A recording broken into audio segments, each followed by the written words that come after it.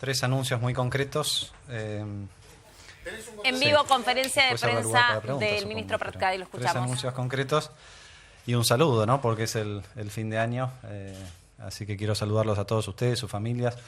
Estamos terminando el año tranquilos. Yo recuerdo cuando asumió el presidente Macri en el Congreso, me agarró uno de sus colegas y me dijo: Pratgay, ¿qué le puede decir a la gente? ¿Se pueden ir de vacaciones tranquilos? ¿Van a pasar las fiestas tranquilos?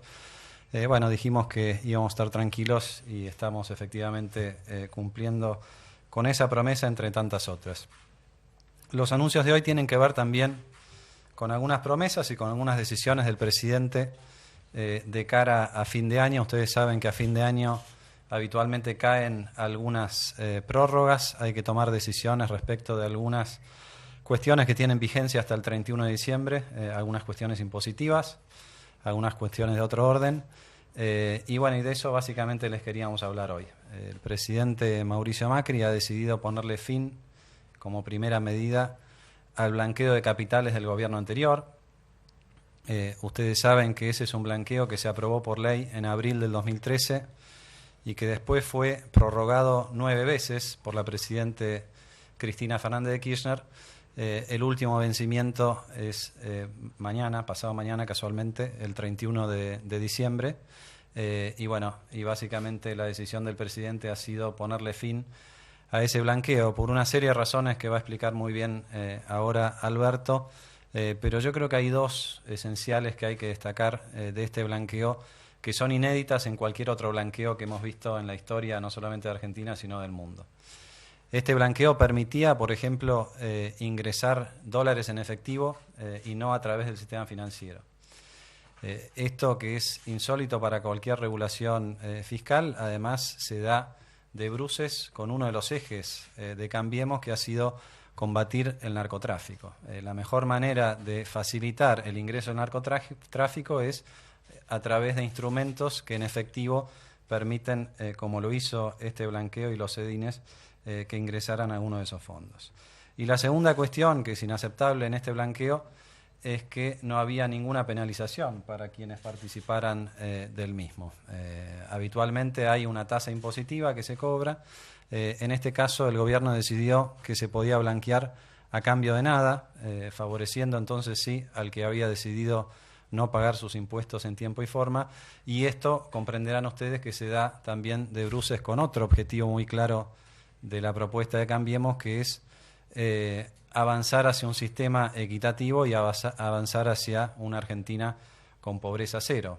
Por eso es que hubiera sido absolutamente contradictorio con las promesas de campaña y con los ejes de la campaña que el presidente Macri hubiera efectivamente renovado, como lo hizo durante 9 veces la presidenta Cristina Fernández de Kirchner, este sistema de blanqueo que desde el punto de vista técnico, desde el punto de vista político y desde el punto de vista moral es para nosotros absolutamente inaceptable. Yo quiero darle la palabra ahora a Alberto para que nos explique un poco los números y su concepción de lo que ha sido este esquema que estamos poniendo en su fin, y después vamos a avanzar con las otras dos cuestiones y abriremos a preguntas.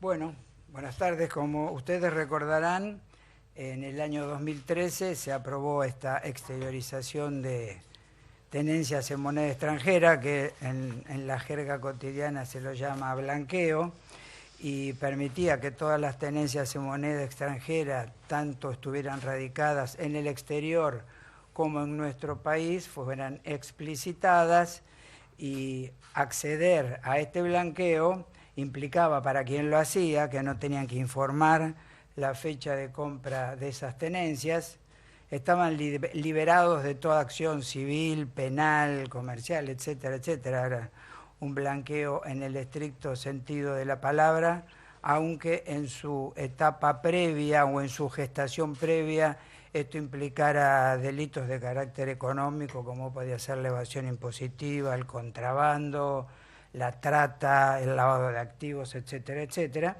y la exhibición de los impuestos omitidos. Y como dijo Alfonso, además esto no tenía ningún tipo de costo fiscal, como habitualmente se hace para quien se le da este tipo de, digamos, de derechos, entre comillas. La forma de exteriorización de esta moneda extranjera era después con la compra de un BADE o un CEDIN. El BADE era un título y el CEDIN era un certificado de depósitos que se entendía iba a facilitar la compra de inmuebles en un momento en que el dólar tenía dificultades para acceder y además en el cual todas las operaciones inmobiliarias estaban tasadas. En la práctica todas las operaciones se volcaron prácticamente al CEDIN, el BADE prácticamente no tuvo existencia concreta. Y para que ustedes tengan una idea de qué significó esto en términos cuantitativos, la primera estimación partía de 3.200 millones de dólares que se iban más que recaudar, a blanquear en 3 meses. Este objetivo no se logró y luego de 9 prórrogas que implicaron un aumento en la estimación de lo que se iba a blanquear del orden de los 5.000 millones de dólares, a la fecha de hoy el volumen registrado es de 2.595 millones de dólares, o sea que estamos un poquito por arriba del 50%, o sea que esto en términos cuantitativos, aparte de todos los beneficios extraordinarios, diría yo, que tenía asociados, no tuvo la adhesión que se suponía que iba a tener que tener. Supongo que estaba en un marco, esta situación, un marco político institucional distinto al que tenemos ahora y en un marco macroeconómico también sin la previsibilidad que tiene el actual. Creo que eso también explica parte del poco éxito, por no decir del fracaso del sistema. Lo otro que podríamos recordar es que esto fue una medida que nos parece que fue de promoción casi sectorial, porque estaba dirigido a la actividad inmobiliaria. Nosotros creemos que su planteo también roza por lo menos principios de equidad básicos en el sistema tributario y principios de proporcionalidad, porque termina beneficiando a quienes tienen claramente mayor capacidad contributiva. Así que a la luz de todas estas situaciones, de su fracaso en términos cuantitativos, de sus fallas en términos cualitativos, coincidimos con el ministro en propiciar, en función de lo que decía el presidente, su eliminación a partir del año que viene. Esto es básicamente. Gracias, Alberto. La otra cuestión que queríamos explicarles son las decisiones que hemos tomado en conjunto con el Gabinete Económico en estos días respecto de algunas de estas prórrogas y algunos vencimientos. Ustedes ya conocen la decisión que se ha tomado respecto del impuesto extraordinario a los automotores y a los vehículos y embarcaciones. Algo de eso ya han visto ustedes en los medios hoy. Esa fue una de las decisiones que se tomaron ayer conjuntamente en un gabinete en el que participaron el ministro de Energía, el ministro de Producción, el ministro de Agricultura, el director de la AFIP y quien les habla. Primera reflexión, esa es la manera en la que este gobierno toma las medidas, ¿no? No hay ninguno que esté por encima del otro, las medidas se discuten, se llega a un consenso, se mira lo particular y lo general y a partir de allí se van tomando las decisiones. La decisión respecto del impuesto extraordinario a los autos es una decisión muy sencilla. Simplemente lo que nosotros dijimos fue volvamos a la situación anterior al enchastre que hizo el gobierno de Cristina Kirchner. ¿A qué me refiero cuando digo el enchastre? Cuando había una brecha cambiaria muy grande y cuando muchas divisas se iban a través del mercado de los autos de alta gama, al gobierno se le ocurrió resolver, entre comillas, un problema cambiario con un instrumento fiscal. Y así aparecieron estas alícuotas insólitas en un esquema muy extraño también. Y nosotros lo que dijimos es volvamos al esquema anterior, al de la ley vigente al momento en que el gobierno tomó esta decisión. En esa ley, casi sin excepción, todos los vehículos tributaban una tasa nominal del 10%. Y lo que hemos decidido ayer, y va a salir publicado, si Dios quiere, mañana en el boletín oficial, es que volvemos a ese esquema con 2 excepciones. Una excepción debajo de los 300 del valor de 350.000 pesos, los autos y vehículos y automotores van a estar exentos de la tasa que originariamente era del 10, ahora pasa al 0. Entre 350 y 800.000 vuelve al esquema original con la tasa del 10%, y arriba de 800.000, claramente eso es un auto de altísima gama, la tasa va a ser del 20% y no del 10% como fue originariamente antes de esta distorsión cambiaria. La señal que estamos dando, y la vamos a dar en cada decisión que tomemos desde el punto de vista tributario, es vamos a un esquema más simple y a un esquema más progresivo, donde cobramos más a los que tienen mayor capacidad contributiva. Lógicamente este es un momento donde necesitamos ordenar la cuestión fiscal. Entonces, si hay un individuo que puede comprarse un auto de 800.000 pesos en el mercado, seguramente que tiene la capacidad de contribuir con un 20%, cosa que antes no se capturaba, porque la tasa era tan alta que directamente ese auto no se comerciaba. Si ustedes se toman el trabajo de ver lo que ha sido la evolución de la producción y venta de autos desde que se instauró este tributo, las caídas son muy, muy fuertes. Esto ha repercutido sobre la industria, no solamente por lo que pasa en Brasil, sino también este impuesto la ha afectado. Y la lógica, como ya lo ha explicado el ministro Cabrera en sus negociaciones con las automotrices, es que la contracara de esta decisión de ponerle fin a este sistema, hay un compromiso de las automotrices de invertir y de planificar con mayores niveles de producción hacia adelante, y esto, si Dios quiere, es lo que más le interesa a Alberto, redundará en más recaudación y no menos, ¿no? Por el lado del volumen. Tomamos otras decisiones que también queremos transmitirles, que van a aparecer mañana en el boletín oficial. Hemos decidido mantener por 6 meses el régimen de promoción para los fabricantes de bienes de capital nacional. Este esquema ustedes lo conocerán. Las pymes locales tienen acceso a bienes de capital producidos dentro de las fronteras del país con una exención impositiva del 14%. Esto es no solamente para promover a las pymes, sino también para promover el desarrollo de las empresas de bienes de capital. Hay un compromiso de que estas empresas, para acceder al beneficio, tienen que mantener constante o incrementar el plantel de empleados. Eso también se mantiene. Nosotros lo hemos prorrogado por 6 meses porque creemos que es un buen sistema, pero nos vamos a tomar estos 6 meses para emprolijarlo, por decirlo de una manera, porque cómo venía funcionando este sistema, se generaba el crédito fiscal, ese crédito fiscal se acumulaba en algún lugar, y entendemos que no era lo suficientemente automático el sistema de liquidación de ese beneficio tributario para las pequeñas y medianas empresas. De hecho, Alberto Abad va a estar trabajando en los próximos meses para que este beneficio que el gobierno quiere mantener efectivamente llegue a los que tienen que llegar, a través de un esquema mucho más automático. Inclusive estamos evaluando con Alberto la posibilidad de que ese 14% funcione como un pago a cuenta de algún impuesto, de manera tal de que no tenga que haber ni papeleo ni posibilidades discrecionales del funcionario que decide: a vos te doy el 14% y a vos te dejo esperando en la cola, ¿no? Entonces, la decisión es seguir adelante con el esquema, pero emprolijarlo, y nos tomamos 6 meses para encontrar la manera de emprolijarlo. Seguramente lo vamos a hacer en menos de 6 meses, pero la prórroga es por 6 meses.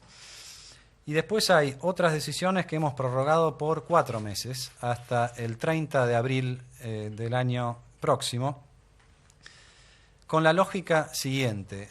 Nosotros ponemos una fecha del 30 de abril porque entendemos que a partir del 1 de marzo, cuando se inicien las sesiones ordinarias en el Congreso y se empiecen a discutir cuestiones del orden tributario, no solamente ese es el ámbito para la discusión tributaria, sino que efectivamente este Poder Ejecutivo Nacional va a llevar a consideración del Congreso algunas modificaciones tributarias que están asociadas con las prórrogas que estamos aprobando en el día de hoy. Una de ellas tiene que ver con el impuesto a los combustibles líquidos, al biodiesel, en realidad. El ministro Aranguren está en estos momentos diseñando un esquema tributario que sea equilibrado con todas las fuentes de energía, pero que sobre todas las cosas promocione y apoye las energías renovables y las energías limpias. Y en ese sistema mientras el ministro trabaja, lo que estamos haciendo es extendiendo la extensión del impuesto al biodiesel que vencía el 31 de diciembre de este año.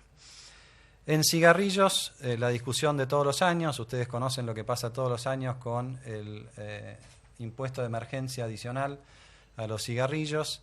La ley aprueba una alícuota del 21%.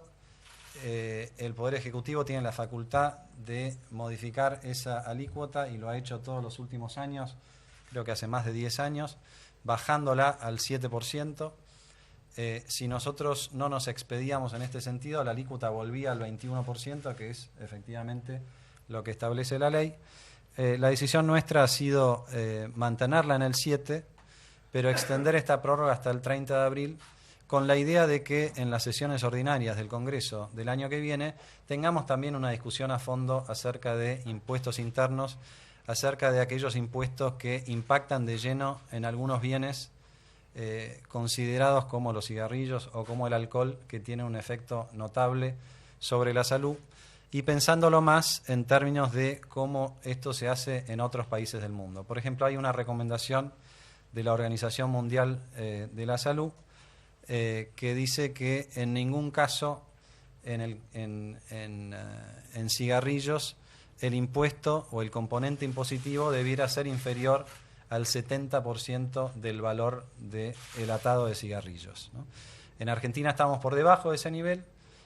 Nosotros tenemos una propuesta para discutir en el Congreso. Cuando la llevemos al Congreso la vamos a discutir y por eso la prórroga nuestra es solamente hasta el 30 de abril, para que el Congreso tenga 2 meses para discutirlo y para que salga una ley como corresponde.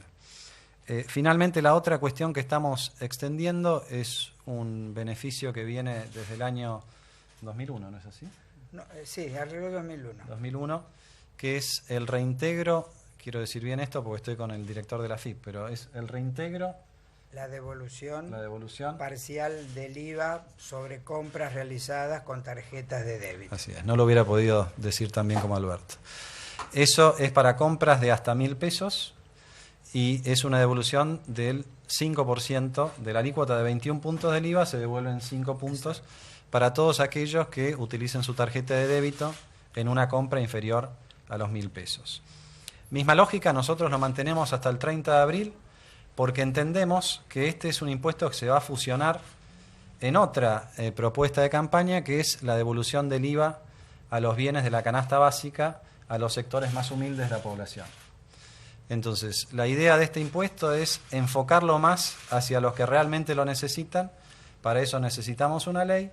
Mientras se discute la ley, sostenemos este beneficio, que el año pasado tuvo un costo fiscal de 4.000 millones. Sí, un poquito más de 4.000. Y mientras dure esta extensión hasta el 30 de abril, la novedad es que estamos también extendiéndolo a las compras de combustibles, que estaban hasta el momento exentas de este beneficio. Vale decir que los que hoy llenen el tanque con 1.000 pesos, si tienen esa suerte, ¿no? Si lo pagan con tarjeta de débito, van a tener una devolución correspondiente de la alícuota que hasta ahora no tenían. Y esto es parte del esfuerzo que estamos haciendo para contener algunos aumentos de precios que hemos visto en las últimas semanas. Finalmente, y ya después sí vamos a abrir a preguntas, otra decisión que seguramente aparece mañana en el boletín oficial, es un decreto ya firmado por este ministerio y por el presidente de la Nación. Estamos decretando la emergencia estadística nacional. Básicamente la idea es darle al director del INDEC las herramientas necesarias para ordenar la situación del INDEC. Ustedes saben que estamos en una situación muy particular porque el INDEC, las nuevas autoridades han llegado a la conclusión de que con la situación actual no se pueden publicar los índices que habitualmente se publicaban. Entonces hemos llegado a la conclusión de que era necesario el instrumento de la emergencia estadística para recuperar la verdad. Básicamente lo que queremos es que el INDEC deje de mentir, que vuelva a decir la verdad, y eso lo vamos a ir logrando a lo largo del tiempo, y este es un instrumento que lo va a ayudar al licenciado Todesca para avanzar en esta dirección. Estamos evaluando todavía el cronograma de publicación de índices del INDEC. Desde ya les aviso lo que ustedes ya saben, que el índice de precios al consumidor hasta nuevo aviso no se va a publicar. Desde este ministerio estamos evaluando la posibilidad de elegir un índice alternativo para que no se discontinúe la serie del SER, de la que dependen algunos contratos financieros y otros no financieros, pero en todo caso eso es una decisión separada. La idea de lo que les queríamos anunciar hoy, conjuntamente con el fin del blanqueo y las decisiones de impuestos internos, es que hay una decisión política del presidente Mauricio Macri de ir a fondo en la reorganización del Instituto Nacional de Estadística y Censos, que es un instituto que nunca debiera haber sido intervenido por quienes lo intervinieron y usaron de él durante varios años para mentir de manera escandalosa a la población. Así que esas eran las tres noticias o las tres decisiones o grupo de decisiones que les queríamos compartir. No sé si querés agregar algo, Alberto, a eso. No, abrimos el piso a preguntas. Hola, buenas tardes. Esteban Rafael, el cronista. Buenas tardes, dos preguntas, Esteban, para el ministro. La primera tiene que ver con esto último que acaba de anunciar. Quería saber en concreto qué significa la emergencia estadística, qué herramientas, digamos, tendrá la nueva conducción para definir bajo este decreto. Y la segunda, si puede adelantar algo de lo que puede llegar a ser el inicio de negociaciones con los fondos buitre a partir de la segunda semana de enero. En concreto porque hay una ley que impide a la Argentina mejorar la oferta que se hizo en los dos canjes o en las dos ediciones del canje. Si ustedes tienen pensado ir al Congreso a modificar esta ley o si quizás pueden hacerlo por la vía del decreto. Gracias. Sí, nosotros tenemos pensado ir al Congreso y que una vez que haya un acuerdo, que ese acuerdo esté refrendado por el Congreso de la Nación.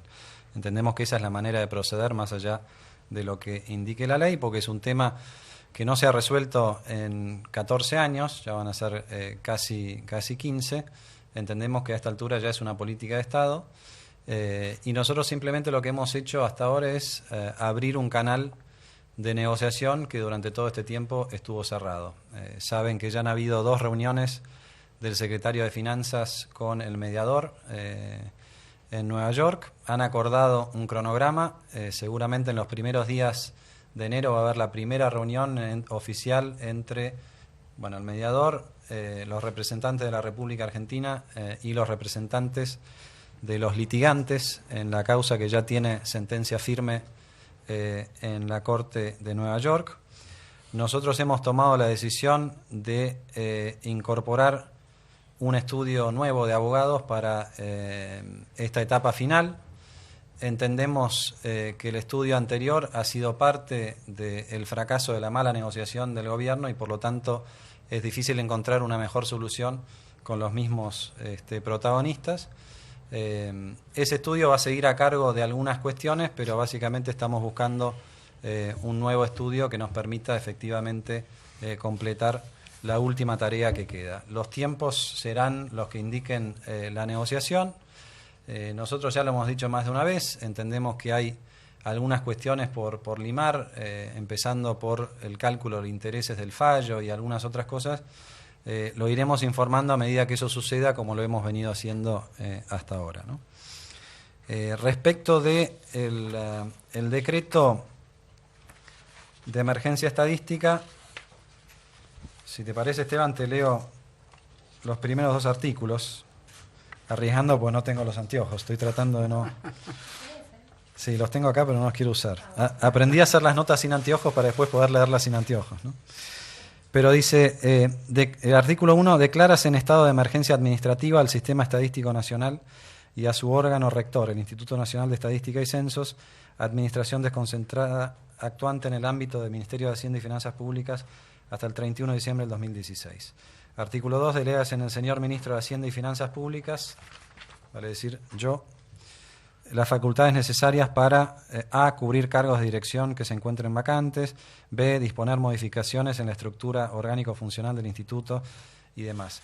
Básicamente acá la cuestión es que como está armada la situación institucional del INDEC y habida cuenta de que tenemos que tomar algunas decisiones importantes, como ya lo está diseñando el licenciado Todesca, queremos que las tome el licenciado Todesca y que no sea una decisión del presidente de la Nación cada vez que hay que tomar estas decisiones. Pero, lógicamente, mientras haya emergencia estadística, mientras estemos revisando qué es lo que hay en cada sector, mientras la conclusión sea que no estamos en condiciones de publicar algunos índices, entonces esa emergencia estadística incluye también la imposibilidad de producir alguno de los informes a los que el INDEC los tenía acostumbrados. A uno ya no se acuerda tanto, ¿no? Porque hace 8 años que mucha bolilla no le prestamos al INDEC en la mayoría de los informes. Bueno, la idea es que en el plazo más corto posible volvamos a creer en el INDEC y para eso necesitamos este instrumento. Sí, una cada uno, dale. Hola. Así preguntamos. Hola. Hola, Liliana Franco de Ámbito. Hola, Liliana. ¿Qué tal? ¿Cómo estás? ¿Cómo estás? La pregunta es referida ya a varios días de la apertura del cepo.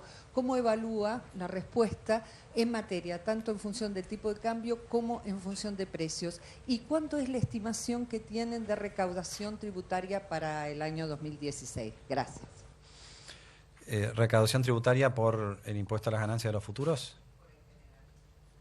Total. Toda la recaudación. Bueno, esa se la dejo a Alberto entonces. Metele esa y después yo voy a la otra. Bueno, en términos de la recaudación venimos con niveles razonables. Ustedes saben que en AFIP nos manejamos por el criterio del percibido y no por el devengado.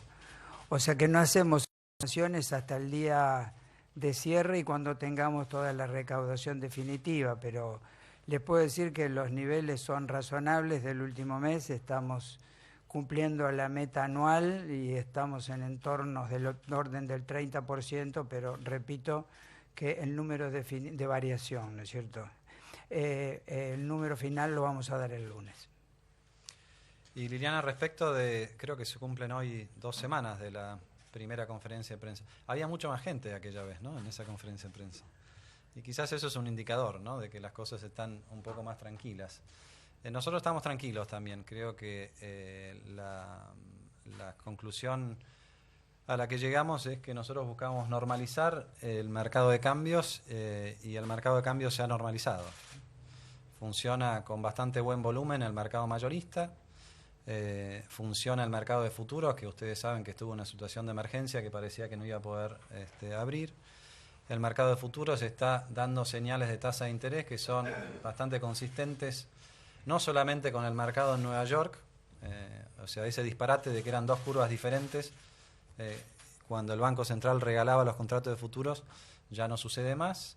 Las señales de precios de ese mercado funcionan, son una buena herramienta de cobertura para una parte importante de los exportadores de Argentina.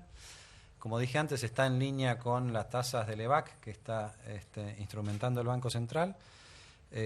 Está funcionando todo normalmente y en estas 2 semanas hemos recuperado, no sé los números de hoy, pero estamos arriba de los 1.100 millones de reservas en 2 semanas. Para que ustedes se hagan una idea, inmediatamente antes de levantar el cepo estábamos perdiendo alrededor de 1.000 millones por semana. Y hasta noviembre creo que la caída de reservas había sido de alrededor de 7.500 millones en todo el año. Claramente ha habido un cambio de tendencia. Nosotros hemos ido tomando algunas decisiones adicionales que las adelantamos en su momento y las podemos compartir ahora como acciones que ya han sido tomadas, como el bono a los importadores, que le permitió al Tesoro cerrar el mes de diciembre sin apremios, porque capturamos casi 14.000 millones de pesos, que le permitió al Banco Central evitar tener que otorgar esas divisas a importadores que estaban atrapados en el cepo, y que lo hizo de una manera absolutamente justa y equitativa, porque quienes accedieron a ese bono de tesorería pagaron un tipo de cambio equivalente a 13,15, ¿no? En un momento algunos importadores nos decían que le teníamos que dar el tipo de cambio oficial del momento de la compra, que era 9,80. Bueno, no. Por supuesto que eso no lo hicimos y lo resolvimos de esa manera, que fue equilibrada fiscal, monetaria y cambiariamente. Seguramente mañana va a salir en en el boletín oficial, ya salió en el boletín oficial el canje de instrumentos entre el Banco Central y el Tesoro Nacional. Mañana seguramente se va a terminar de perfeccionar ese canje, donde a cambio de letras intransferibles e inmovilizables, el Banco Central va a tener instrumentos líquidos y negociables, que son bonos del Tesoro Nacional. Esto le va a dar liquidez al Banco Central y además, algo que no se ha comentado todavía en los medios, le permite al Tesoro Nacional una reducción de la deuda, porque como consecuencia de este canje entre títulos públicos que cotizan a valor de mercado y las letras intransferibles que no cotizaban a valor de mercado y que estaban por lo tanto sobrevaluadas en el balance del Banco Central, la deuda nominal del sector público nacional cae como consecuencia de este canje en alrededor de 2.400 millones de pesos, que es un 1% de la deuda, pero que no es poca cosa teniendo en cuenta todo lo que tenemos por arreglar. ¿Qué más puedo decir del funcionamiento del mercado de cambios, Liliana? Nuestra preocupación, yo lo dije el primer día, lo planteaste vos en tu pregunta, nunca fue nuestra preocupación ni el tipo de cambio ni la salida del cepo. Ustedes nos vieron bastante tranquilos ese día. Nuestra preocupación tenía que ver con lo que venía sucediendo antes de la unificación del mercado de cambios, en atención o en ocasión de expectativas que nosotros dijimos en aquella reunión que no se iban a convalidar, ¿no? Y quiero aclarar esto, ya lo dijimos más de una vez, pero vamos a insistir. Cuando ustedes miran, estamos mirando la evolución de precios semanalmente, sobre todo los precios más sensibles, y se ve con muchísima claridad que en las últimas 8 semanas, el 80% del aumento que hemos visto en precios de bienes sensibles se dio en las 4 semanas previas a la liberación del cepo. Básicamente lo que estaba pasando, hablando de liberación, el gobierno anterior decretó una zona liberada para que algunos empresarios pudieran remarcar los precios, ¿no? Y después, en la campaña sucia, como ustedes saben, se instaló la idea de que Macri iba a liberar el cepo, el tipo de cambio se iba a ir, no sé, 18, 20, 22, bueno, el mejor postor. Entonces eso generó una psicosis de expectativas. Muchos remarcaron los precios con un dólar muy por encima de los niveles actuales, y entonces nosotros estábamos trabajando sobre esas expectativas y sobre acciones concretas para que los precios que se desbordaron en función de cosas que no sucedieron, bueno, se vuelvan a recalcular. Y el momento el embudo en el que esta discusión finalmente encuentra su cauce va a ser en el diálogo social al que va a convocar el presidente de la Nación a mediados de enero, con los sindicatos, con los empresarios y con el gobierno nacional, para encontrar un cauce a las distintas demandas y para que efectivamente atravesemos el verano con tranquilidad, también en ese capítulo que preguntabas vos, Liliana, y te agradezco que preguntes porque es el que más nos ocupa en estos momentos. Sí les puedo decir que con la información disponible que tenemos nosotros hasta el momento, ese brote inflacionario anterior a la devaluación o a la unificación, como ustedes lo quieran llamar, se ha ido acomodando y en las semanas subsiguientes ha bajado notablemente el ritmo de aumento de los precios, han caído algunos precios.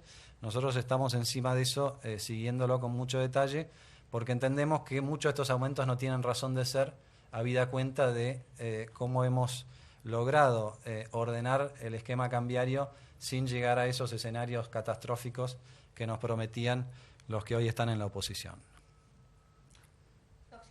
Sí, buenas tardes, ministro. Cristian García, de Canal 9. Quería saber si el gobierno ya está analizando modificaciones profundas en el impuesto a las ganancias y en el caso de ser la respuesta positiva, ¿cuándo serían dadas a conocer? Sí, esto es parte del compromiso que asumimos en campaña y de la lista de proyectos de ley con los que se va a presentar el presidente Macri el 1 de marzo en el inicio de las sesiones ordinarias. Parte de esto ya lo hemos hecho, como ustedes saben, hemos tomado una decisión en el mes de diciembre de eximir del impuesto a las ganancias a los aguinaldos de aquellos trabajadores que cobraran hasta 30.000 pesos por mes. La lógica de los 30.000 pesos por mes es porque nuestra promesa en esa reforma a las ganancias va a ser arrancar con un mínimo no imponible de 30.000 pesos. Pero no solamente va a ser el mínimo no imponible, sino también toda la escala de ganancias que se ha ido aplanando en los últimos años, y están los que no pagan el impuesto y los que si lo pagan están rápidamente alcanzados por una alícuota muy grande, que no es el espíritu del impuesto a las ganancias. Nosotros queremos que sea efectivamente progresivo y eso es lo que vamos a presentar en el Congreso. Aprovecho esta pregunta para reforzar algo que me olvidé de decir en la pregunta anterior de Liliana. Nosotros hicimos el esfuerzo fiscal de devolver el impuesto a las ganancias a ese aguinaldo que alcanzó a, bueno, la gran mayoría de los asalariados que tienen ingresos por debajo de los 30.000, pero no fue ese el único esfuerzo fiscal que hicimos de cara a fin de año. Como ustedes saben, hubo una suma fija de 400 pesos por beneficiario de asignación por hijo y por jubilado y pensionado de la mínima. Eso implicó un costo fiscal de 3.600 millones de pesos, concentrado en estas últimas 2 semanas del año.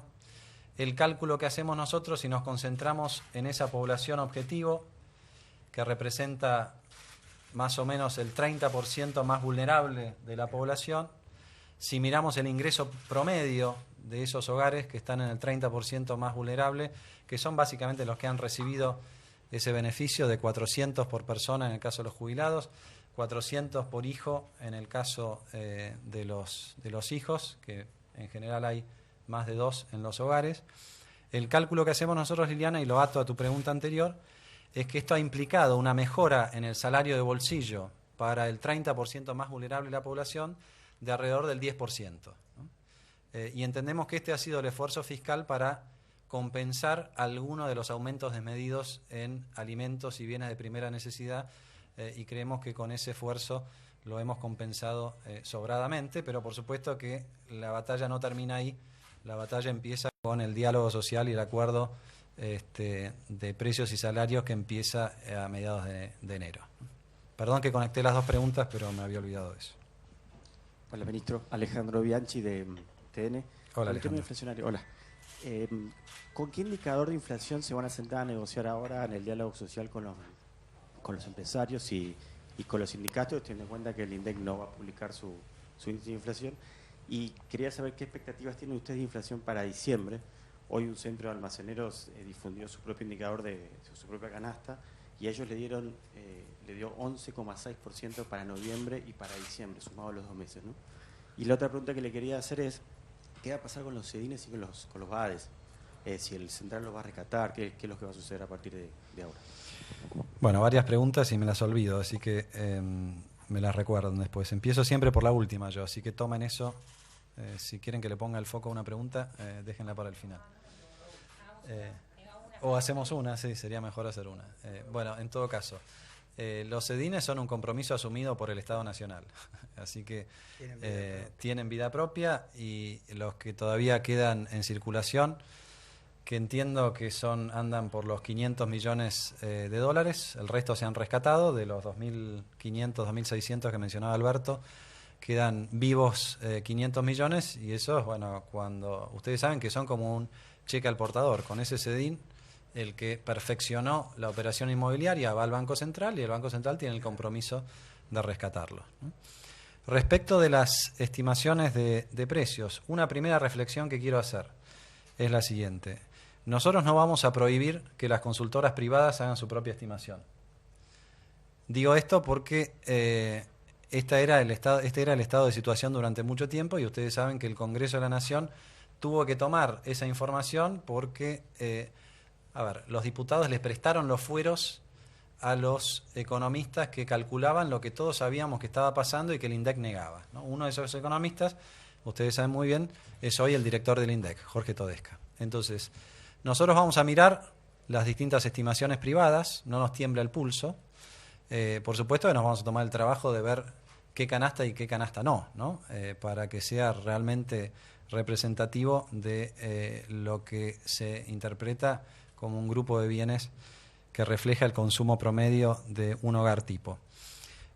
Hay también otros índices oficiales de precios en las provincias y nosotros estamos viendo la alternativa de usar alguno de esos índices para la discusión salarial y para alguna otra cuestión mientras dure la emergencia estadística en el INDEC. Las estimaciones, me preguntabas por las estimaciones de inflación, creo que andan más o menos por el 3%, 3,5% para el mes de diciembre. Como yo le decía antes, si el número fuera 3,5, alrededor de 2,5 puntos sucedieron antes de que asuma este gobierno y 1 punto después. Ese punto no es muy diferente de la inflación que venía más o menos corriendo antes de la asunción del nuevo gobierno. Repito lo que dije antes, hubo un salto concreto, muy encapsulado en torno de expectativas que no se cumplieron antes de que asumiera este gobierno, gracias a la zona liberada del gobierno anterior. Desde entonces nosotros estamos trabajando por ordenar esa cuestión. Para ser más gráfico y que se entienda mejor, la basura no es nuestra, pero no tenemos ningún problema en ir limpiándola de a poco, ¿no? Sí, acá, Ayelén Vázquez para 360 TV. Hola, Ayelén. Hola. Preguntarle en principio si calcularon o tienen el cálculo de cuántos dólares tienen los argentinos fuera del sistema financiero nacional. Y en segundo lugar, si va a haber o si tienen pensado de que haya beneficios para las personas que quieran atraer sus capitales, invertir sus dólares aquí en el país. Bueno, se la dejamos a Alberto ese. Yo diría que el tema de la cantidad de dólares que hay de argentinos en el exterior y localmente es un número muy discutido, es un dato que lo tienen algunos consultores internacionales. Es importante, pongámosle 140.000 millones de dólares para poner un número, pero está sujeto a una gran variación precisamente porque como muchos de esos fondos no son fondos blancos o exteriorizados, el cálculo es difícil. Con relación al tema de los inversores del exterior, creo que lo que comentó Alfonso durante todo este tiempo da un marco de referencia claro. O sea, los inversores del exterior se encuentran con un país ordenado política e institucionalmente, con un marco macroeconómico previsible, así que van a tener las oportunidades de inversión que ofrece un país con esas características, con los recursos naturales y con los recursos humanos que tiene la Argentina. Si la pregunta hacía referencia al tema de si hay un proyecto de, llamemos así, de blanqueo de capitales, no hay ninguno en cartera en este momento, porque nosotros estamos pensando el tema del esfuerzo que va a tener que hacer el Estado, y en particular nos toca a nosotros en el tema de la recaudación, porque como ustedes habrán escuchado, todas estas prórrogas, todos estos beneficios implican un altísimo costo fiscal. Y estamos en un momento con presión tributaria alta, o sea, el gobierno ha asumido costos fiscales por temas sociales adicionales y está bajando la presión tributaria en la medida de lo que hizo, por ejemplo, con la soja, lo que se hizo el impuesto a las ganancias, etcétera, etcétera. O sea, estamos en una situación donde el esfuerzo recaudatorio tiene que ser muy fuerte y queremos cambiar las soluciones, yo diría, como decíamos antes, que lastiman el pacto fiscal, como puede ser un blanqueo, con una actividad recaudatoria inteligente, mejorando nuestras técnicas, asumiendo que va a haber un mayor compromiso de cumplimiento voluntario de toda la ciudadanía, y el esfuerzo va a estar en esa línea. Y además facilitarle a los ciudadanos el pago de sus impuestos. Así que el foco va a estar puesto en ese sentido y esperamos tener una respuesta, porque creo que hay varios sectores de la economía que han recibido beneficios para sacarlos de situaciones que eran en muchos casos inequitativas, y que esto va a aumentar obviamente la producción, el consumo y la inversión. Y allí es donde el sistema impositivo tiene que recuperar la parte que le corresponde. Si los sectores que han tenido estos beneficios se olvidan de hacer ese esfuerzo, bueno, una de nuestras funciones es recordarles y ponerles en su agenda de que el pago de los impuestos es una obligación que tenemos que cumplir todos.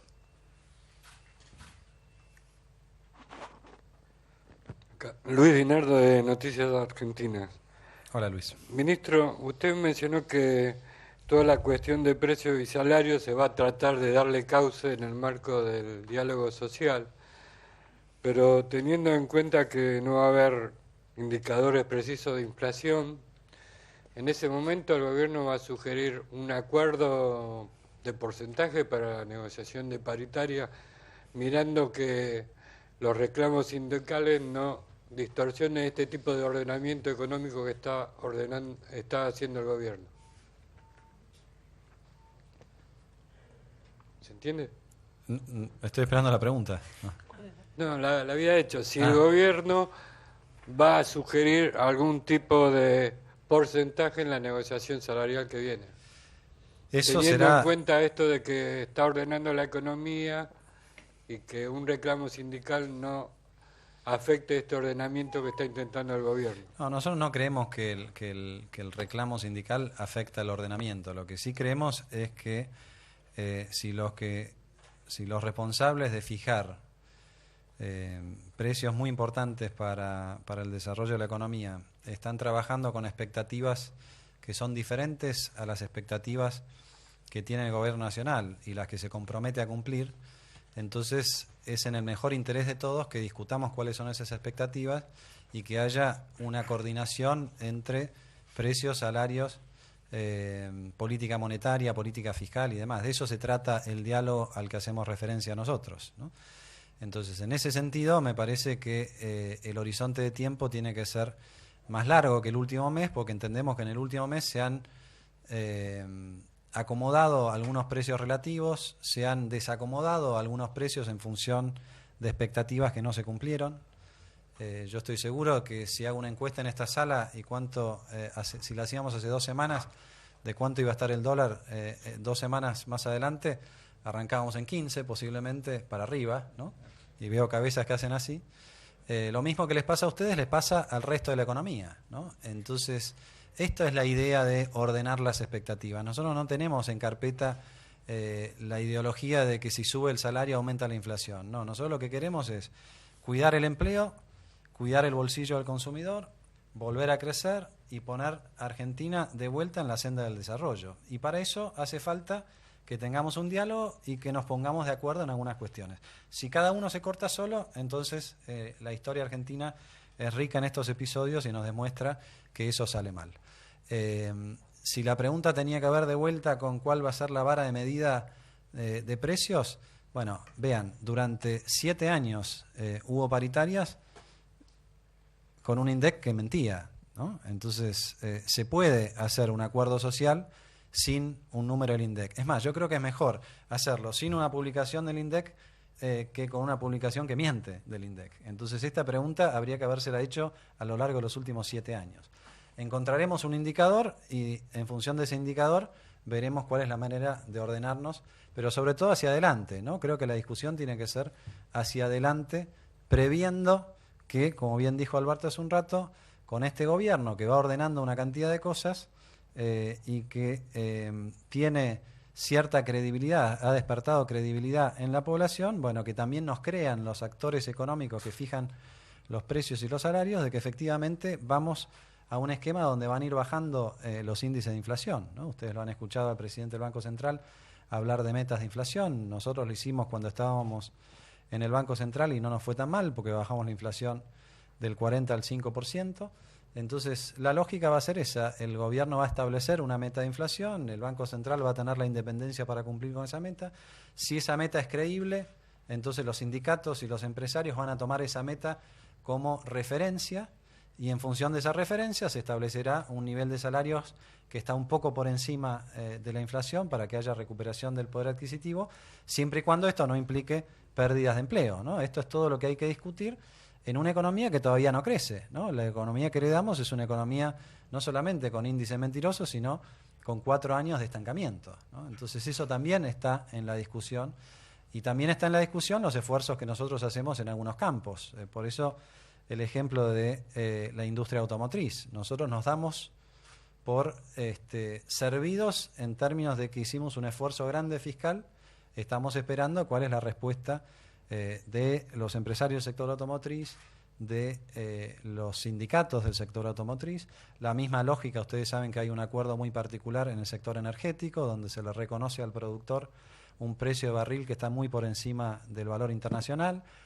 La idea de eso es un esfuerzo fiscal del gobierno para proteger el empleo. Bueno, queremos que del otro lado haya un esfuerzo en la misma línea para poder ordenar todos esos objetivos con el bien común, no con el bien sectorial o con el bien individual o con el bien personal, ¿no? Esta es un poco la idea del diálogo. Perdón que me extendí, pero creo que hacía falta aclararlo.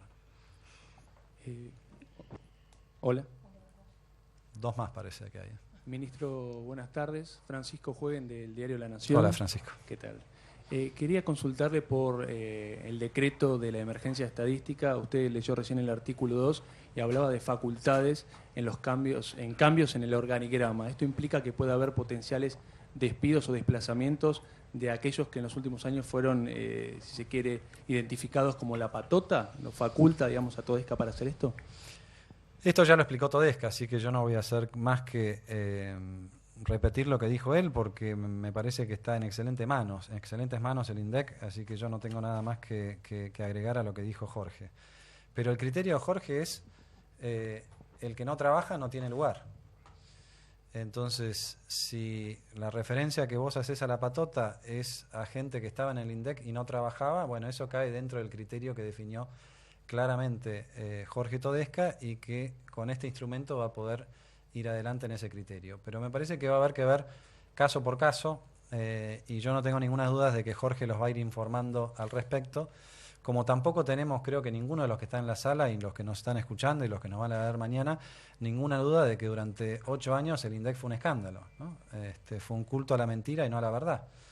Entonces, flaco favor le estaríamos haciendo a la República, y este es otro de los ejes de nuestra campaña, hacernos los distraídos con aquellos que durante 7 u 8 años utilizaron un instituto, casi diría yo, sagrado, como el Instituto de Estadísticas, para mentirle de forma descarada a la población, ¿no?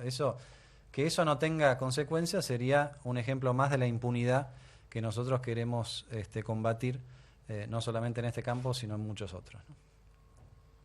Buenas tardes. Mariel Dilenarda, de Radio Mitre. Me parece que la pregunta es para Abad, ministro, con permiso. Hay mucha gente que quiere saber qué va a pasar con el 35 y el 20%, o sea, las retenciones que se hicieron en los gastos en el exterior con tarjeta y también en la compra de dólares. Y sobre todo preguntarle qué va a pasar con aquellos que son monotributistas, o sea, que no tienen cómo devengarlos porque no pagan ganancia. Vamos a hacer todas las devoluciones tal cual están en el marco normativo. Los monotributistas tienen un mecanismo y aquellos que consideren que no tienen un mecanismo no tienen más que comunicarse con nosotros. Nosotros tenemos una subdirección general de servicios al contribuyente que está obligada y tiene el compromiso de recibir todos los problemas, dudas o cuestionamientos de cualquier ciudadano que haya entrado en este régimen. Así que yo le diría a todos aquellos que tienen derecho a una devolución que estén absolutamente tranquilos, que van a tener la devolución correspondiente. Perdón, y si no, que vayan a una dependencia de la AFIP.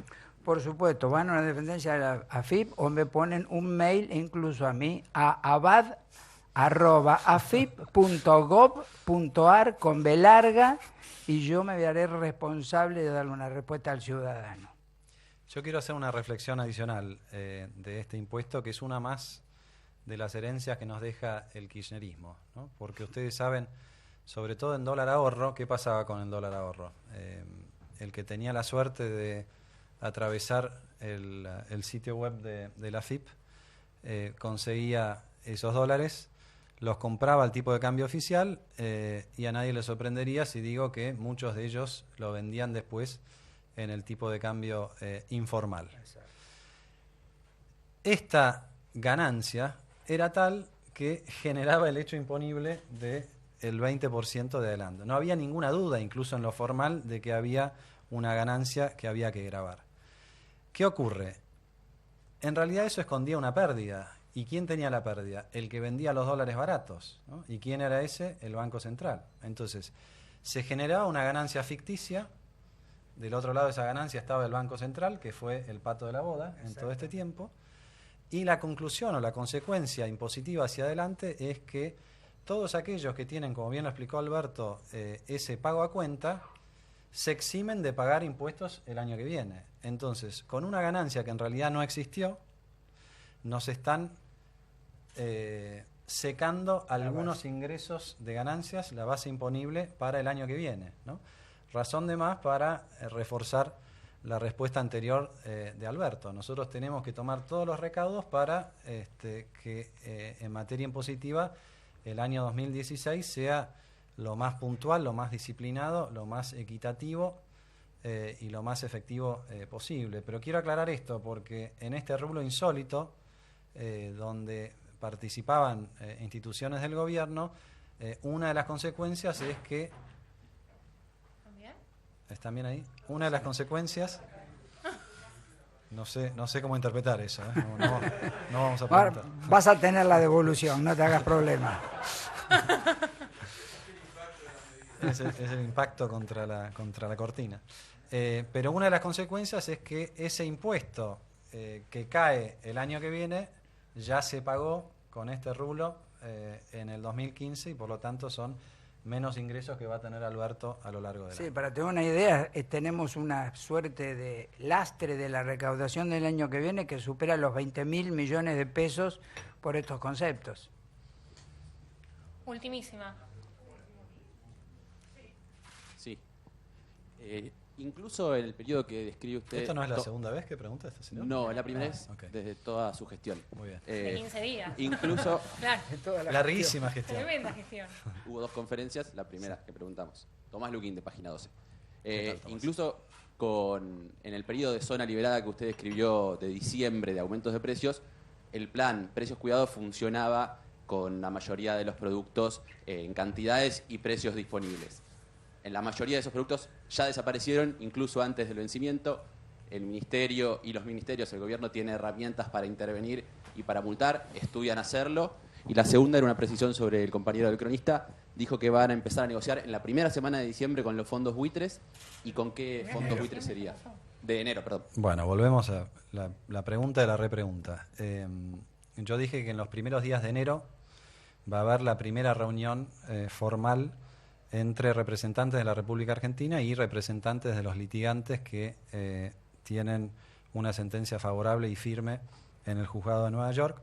Juzgado que, dicho sea de paso, fue el que eligió el gobierno de Néstor Kirchner para dirimir cualquier cuestión de deuda, ¿no? Digo para que se entienda bien que lo que estamos discutiendo acá es una cuestión de Estado y no una cuestión de un gobierno versus otro gobierno, ¿no? Entonces, bueno, creo que eso responde esa parte de la pregunta, ¿no es así? La magnitud era, ¿cuántos eran esos? Usted dijo los que tenían sentencia firme. ¿Solo los originales o la magnitud también? Eso va a depender del juzgado de Nueva York. No puedo decir más de lo que ya sabemos, ¿no? Si el juzgado de Nueva York le da el mismo estatus jurídico a los MeToos, entonces la negociación va a ser con los MeToos. Nosotros, por supuesto, queremos resolver este problema lo antes posible. Hay también acreedores en Europa que están esperando una negociación. Entendemos que este es un obstáculo para muchas cuestiones que Argentina debe encarar. Yo lo dije en aquella conferencia de prensa en la que no preguntaste, que el gobierno de Macri tiene este criterio. Cuando ve un problema lo encara y lo resuelve, ¿no? Nosotros dijimos desde el primer momento que levantar el cepo era algo sencillo. Yo en algún programa de televisión dije que era un juego de niños. Bueno, quizás me pasé. Pero lo que quiero decir es, no tropecemos con piedras que no justifican el tropiezo. Y la magnitud y los costos involucrados en toda esta negociación tan larga nos hacen ver, bueno, hasta figuras del kirchnerismo han reconocido que fue mala la decisión de extender esto. Desde el punto de vista financiero también ha sido carísimo. Entonces, bueno, la decisión va a ser ir adelante, negociar de la manera más dura pero más rápida posible para dejar también esto atrás en la agenda. Respecto de precios cuidados, nosotros ya anunciamos esto con el ministro Cabrera, acordamos con los supermercados renovar, porque esto vencía, corregime, creo que el 7 de enero es el cumpleaños de mi madre, así que por eso me acuerdo, ¿no? Así que en honor a mi madre lo extendimos un tiempo más. La verdad que los faltantes son algo que ya sucedían bastante antes que el 10 de diciembre, ¿no? Es más, yo creo que la zona liberada también implicaba algunos faltantes en precios cuidados. Nosotros lo que vamos a hacer en este tema y en todos los otros temas es cuando tenemos un acuerdo con algún sector, nos vamos a asegurar que la palabra empeñada se cumple. Así que la respuesta a tu pregunta es, si vemos irregularidades en el comportamiento de los actores que se comprometieron a sostener este sistema, bueno, lo vamos a plantear en el momento, en la forma y en el tiempo que haya que plantearlo. Muchísimas gracias. Hacemos una de Ezequiel y nos vamos. Bueno, Ezequiel Burgo, del diario Clarín. Buenas tardes. ¿En qué estado se encuentra la gestión por los préstamos con los bancos extranjeros en esta operación que se llama RIPO, que sería para reforzar las reservas? ¿Y hasta qué punto la suerte o el avance de esta gestión está atada al avance del cronograma de las negociaciones con los holdouts ahora en enero? A ver. En este caso vamos a la primera.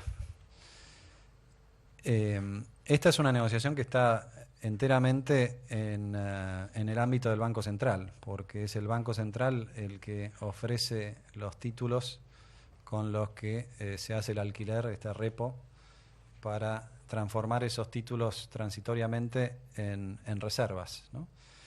Así que nosotros llegamos hasta el decreto que ustedes vieron en estos días, que tuvo que ser de necesidad y urgencia porque había una cláusula del presupuesto 2016 que nos impedía efectivamente avanzar en este canje de letras. El Ministerio de Hacienda y Finanzas llegó hasta ese lugar, que fue efectivamente canjearle los títulos para que el Banco Central pudiera transformar esos títulos en el préstamo de los bancos. Lo último que yo sé es que las negociaciones avanzan, que hay cuestiones legales. Siempre hay cuestiones legales de último momento por resolver, pero entendemos que en los primeros días de enero vamos a tener, espero que tengamos del Banco Central, buenas noticias al respecto, ¿no? Y la otra pregunta, Ezequiel, me parece que yo la voy a dar vuelta a esa pregunta. No me gusta pensar que toda una gestión depende de una cosa, ¿no? Sobre todo si esa cosa además es pequeñita como lo son los fondos involucrados en esta negociación, ¿no? Nosotros lo que decimos es, la gestión va a avanzar o no va a avanzar si hacemos las cosas bien, y tenemos que hacer las cosas bien en todos los ámbitos. Ustedes nos han visto, creo, bastante activos en las últimas 2 semanas, ¿no? A veces los diarios no sabían qué noticia priorizar, porque este es un equipo de ministros muy activos que están anunciando cosas todos los días, todas las semanas.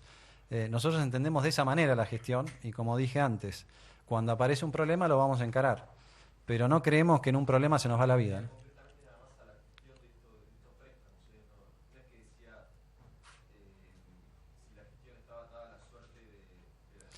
Perdón, me fui un poco de mambo. No hay ningún obstáculo legal, porque justamente, como dije antes, esto es una operación del Banco Central. El juicio no es contra el Banco Central. El Banco Central, cada vez que lo quisieron meter en el juicio, quedó absolutamente aislado.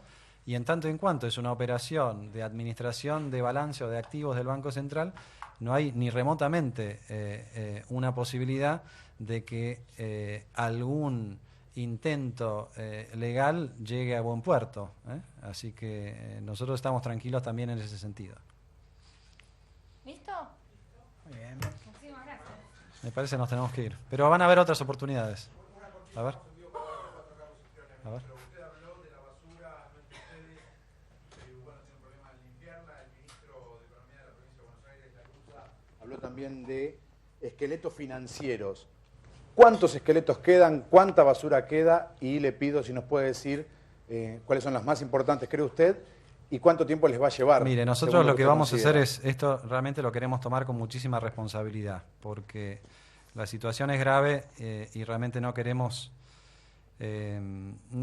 tomar esto con liviandad, y estamos haciendo el registro de todas las cosas que aparecen en cada ministerio, ¿no? y lo vamos a dar a conocer oportunamente. No nos pidan ahora, a ver, yo les podría dar los ejemplos de las últimas 3 semanas, ¿no? Me enteré, por ejemplo, me llega una nota del ministro de Hacienda de Bolivia que le estamos debiendo energía de julio del año pasado. Muy bien. Una nota del ministro de Hacienda de Paraguay que le debemos energía a Yacyretá del año 2014. Bueno, siguen las firmas y podría llenar una conferencia de prensa con estas evidencia anecdótica y no les puedo decir lo que encuentran otros ministerios, ¿no? Entonces, lo que vamos a hacer nosotros es ordenar eso para no estar en cada conferencia de prensa quejándonos de lo que nos dejan, y en algún momento sí le vamos a decir a la población, miren, a ustedes le dijeron que la cosa está así, nosotros encontramos el inventario y estaba así, no así. Esto no es una manera de victimizarnos, es simplemente una manera de decir la verdad, y a partir de esa verdad es que nosotros operamos, ¿no? Pero hasta ahora tenemos como perlitas de un conjunto mucho más amplio que vamos a informar oportunamente, y seguramente lo hará el presidente en alguno de sus discursos institucionales en los próximos meses. Gracias a ustedes, y feliz año para todos.